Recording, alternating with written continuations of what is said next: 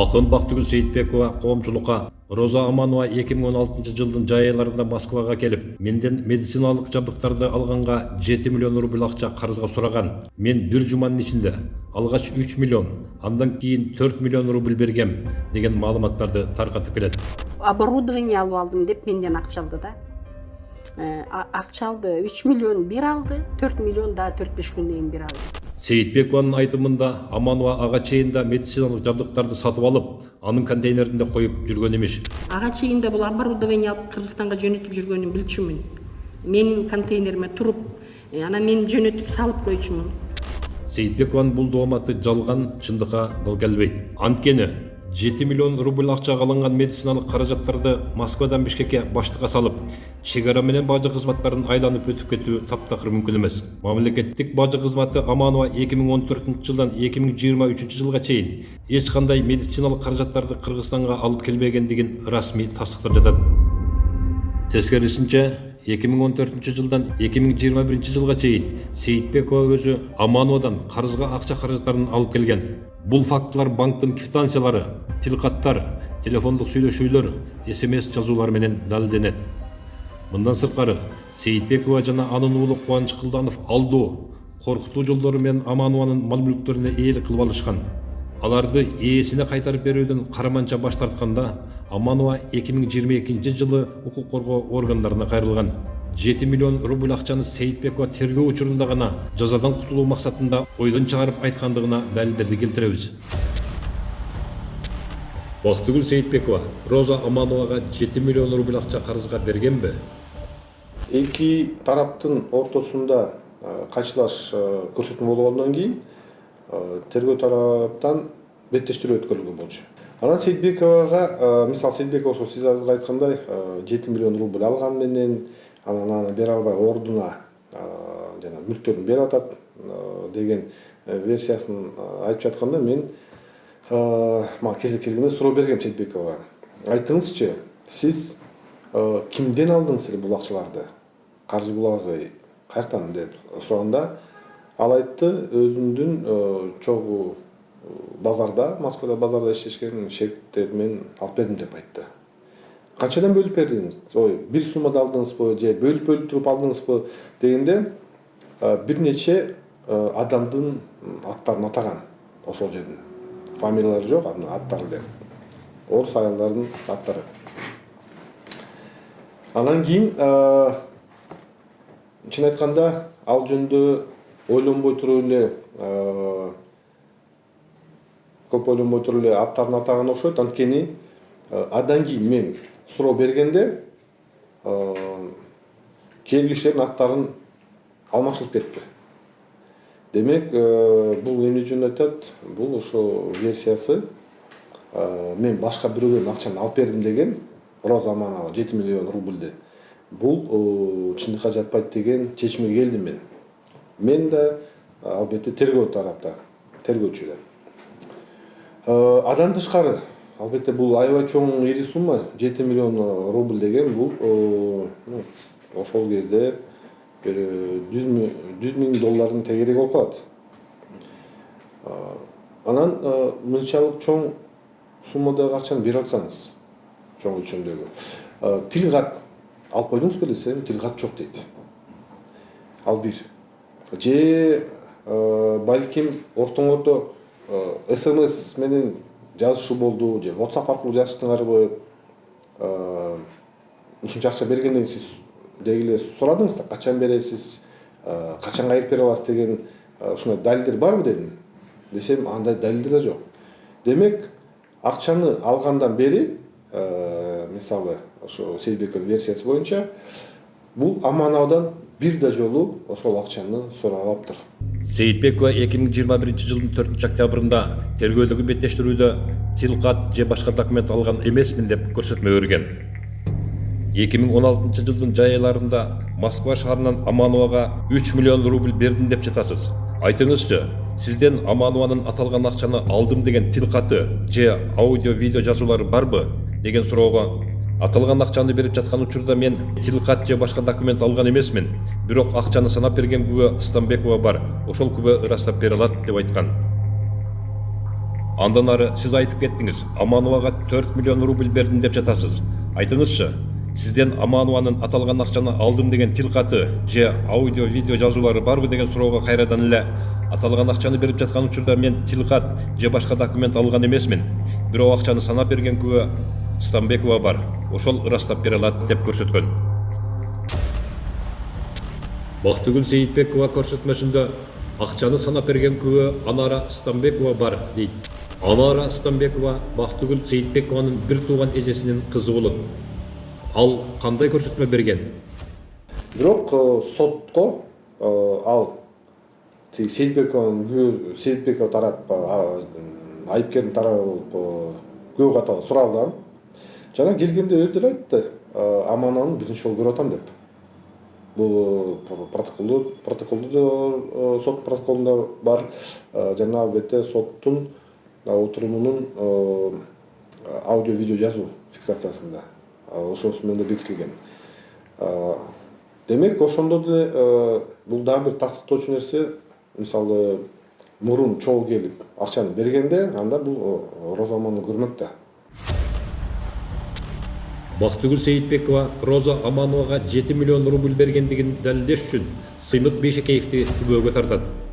Сыймык Бейшекеев деген жердешин мынакей ушу билет деп туруп сотко кошумча күбө суралсын деп туруп өтүнүч киргизип алып келишкен. Киргенден кийин буга чейин мисалы ошол Сыймык Бейшекеев ортого түшүп аябай эле суранган болчу. Роза Амановдон, Жумалиев, Кубанычбек байкеден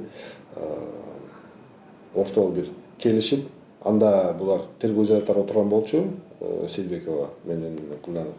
Ошолорду жана бошотуу аракет жакшырылган. Анан ал маалыматты ошол жактан эле билип аткан болду. Буга чейин мисалы кошумча күбө деген бул неден күбө болот? Бул ошол иштин чоо жайын катышкан жана өз көзү менен көргөн киши, маалыматты алган киши ошол убактагы тергөөгө соттун териштирүүсүнө жардам бере турган маалыматы менен ошол кошумча күбө болот. А бул болсо жөнөкөй эле кандай десем, Сейитбековдун тарапташ катары болуп, аны кошумча күбө чакырат, анан сот ошону териштирбей эле мисалы чакырат. А чакырганда эч кандай деле көрсө маалыматты эле бере алган жок да. Бир-эки суроо берилди. Иш боюнча бир-эки айта аласыз дедим, айта албайм дейт. Анда эчким бере албасаңыз, анда кечирип коңуз. Ошо менен сиздин суроогуңуз бүттү деп аны чыгара берген. Бактыгүл Сейитбекова тергөөнүн жүрүшүндө бизге адвокат алдыртпай коюшту дейт. Биз тараптан бир дагы адвокат болгон жок. Мен ошол жерде адвокат алалы, адвокатсыз жооп бере албайм десем, мына келгени жакшы болуптур. Адвокат алдыртпай коюшту мага. Адвокатсыз жооп бересиң дешти. Адвокатсыз жооп бердик. Эгерде биз адвокатыбыз болгондо, биз камалбай калмак экенбиз. Толугу менен жалган. Анткени бул тергөө аракеттерге мен катышып, ошо Сейитбекова да, Кылданова да, Кылданов баласы өз эрки менен мындайча айтканда, чакырып менен өздөрү басып келип атат. Аларды мисалы бирөө кол бутун бурап күчкө салып алып келген жок, ал бир. Демек келатканда сөзсүз адвокат менен келе же адвокатсыз келе, алардын өздөрүнүн чечими, ал бир. Экинчи маселе, протоколду карап көрсөк, бат эле далилденет. Бул сөз жалган экенин анткени бир да протоколду жазган эмес. Мен адвокатсыз көрсөтмө бербейм деп. Укугу толук түшүндүрүлгөн, адвокат алууга укугубуз бар деген аны түшүндүрүлгөн. Демек ошондо адам өзү чечет да. Анда кой тургула дейт. Мисалы адвокат менен десе, мен адвокатты чакырайын деп. Булар жок, өздөрүнүн эрки менен адвокатсыз эле катышабыз деп ушул өздөрүнүн чечимдери. Аны антесе бул сурак чын айтканда кийин адвокаттар менен келгенде ошо жана биринчи сурактарга булар арыз берип, тергөө аракеттерин мыйзамсыз деп сот аркылуу тапканга мүмкүнчүлүгү бар болчу да. Анткени эмес. Алгач суралып жатканда Бактыгүл Сейитбековага тергөө тарабынан укук милдеттери түшүндүрүлгөн. Бир учурларда тергөөчү, тергөө тарапта адам качып кетпес үчүн, изин суутуп кетпес үчүн ошону базага алып, жана кармоо аракеттерин бүтүрүп туруп, анан кийин тергөө амалдарын өтөт да. Бул шашкан жок. Бул чакырды, күбө катары сурады, эки тарап тең беттешүүлөр өткөрдү, күбө катары мындай. Баары тең кандай десем, эркин, эч кимдин укугу бузулбай эле тергөө жүрүп атты толугу менен. Чынын айтсам, мен ошондо эле тескерисинче мен тергөө боюнча мындай күмөн шек санай баштадым бир аз. Мындай чоң суммадагы материал зыян келип атса, бул эмне үчүн эч кандай аракет кылбай жатат депчи. Мисалы, эмне үчүн ошол замат анткени башка учурларда, практикада ушу кармоо боюнча батир өтүп атпайбы. Биринчи кармап туруп, тергөө амалдарын өткөрүп, анан кийин сотко иш ашат деген да. Бул аябай мындай таразылап туруп, анан кийин айыптарын угушту да, чын айтканда. Карыздын ордуна өткөрүп берген деген мал мүлктөрдү Сейитбекова эмне себептен ээсине кайтарып берип жатат? Мындай карап көрсөк, 7 миллион жөнүндө Сейитбековдон башка эч кимди эле билбейт экен. Чын карап көргөндөчү. Анткени тергөө учурунда, соттун башында баласы эле айтып аткан, мен ал ортосунда эмне кандай болуп атканы жөнүндө менде маалымат жок деп эле айткан баласы. Ал бир. Дагы бир көңүл бурчу нерсе, мисалы, соттун териштирүү жүрүп атканда, айыпкер тарап, бул Сейитбекова, Кылданов баласы болуп, өздөрүнүн эрки менен биз тек мүлктү бергенге даярбыз. Бизге ошол мүмкүнчүлүк бергиле деп өздөрү сотко кайрылышты. Бизге эмес, биз мейли берсеңер, биз тарапта, мисалы, Аманов тарап, Жумалиев тергөө мейли берсеңер бергиле.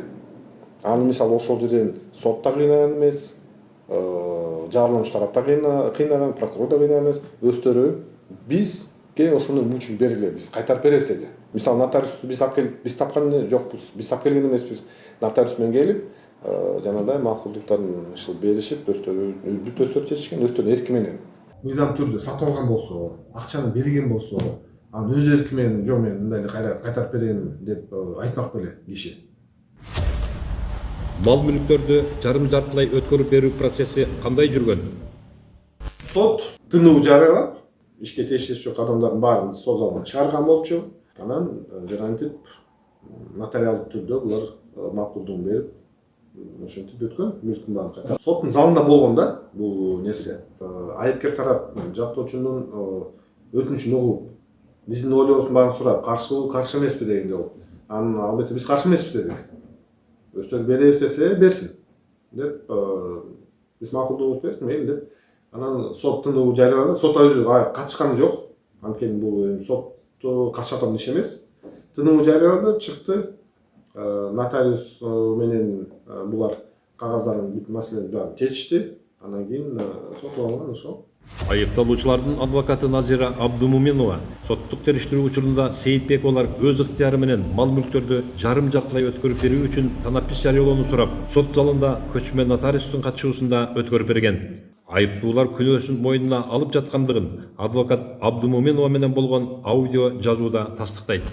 Бактылуу же райыңыздан кайткан жоксузбу? Пикириңизди өзгөрткөн жоксузбу? Точно кайтарып бересизби, кийин болбойбу десе, анан сказала, жок, эчтеке өзгөргөн жок, мен берем. Алихан менен деле бир топ сүйлөшкөм, Алиханга деле айткам. По-человечески чужое нужно возвращать. Мына өткөндө биз соттон даже өтүнүч келтирдик. Нотариус келип атат, алдын ала нотариуска барып, бүт документтерди даярдап, ошол эле договорду жокко чыгаруу жөнүндө, ошол эле күбөсү расписка эмесин, заявление, что макул экенчи. Соттук териштирүү учурунда мал мүлктөрдүн ыктыярдуу өткөрүлүп берилгендигине сот кандай баа берген? Жарым-жартылай болобу же толук материал зыян өндүрүлгөн болобу? Бул ошо жанагындай жеңилдетүүчү жагдай болуп эсептелип, негизи өкүм чыгарылыш керек болчу. Сот айтып атпайм, бул көз карашым менен ой пикирин түшүнө алган жокмун. Бул ортодо жарандык карым-катнашта туруп жыйынтыкка келип атат да. Бир кымындай материалдык зыян өнбөй калса, анда жок дегенде бир мүлкү ошонун камсыз кыла тургандай кылып олтуруп калтырып коюш керек болчу сот. Бул да соттун мындайча айтканда соттун туура эмес чечими. 500 000 сомдук зыян өнбөгөндөн кийин бир мүлк сөзсүз калыш керек болчу сот. Кылмыш иши боюнча мамлекеттик айыптоонун позициясы кандай болгон? Айыптоо тарап, бул ушу прокуратура чын айтканда катуу жаза сурап, эркинден ажыратуу боюнча ажыратуу менен байланышкан жаза сураган.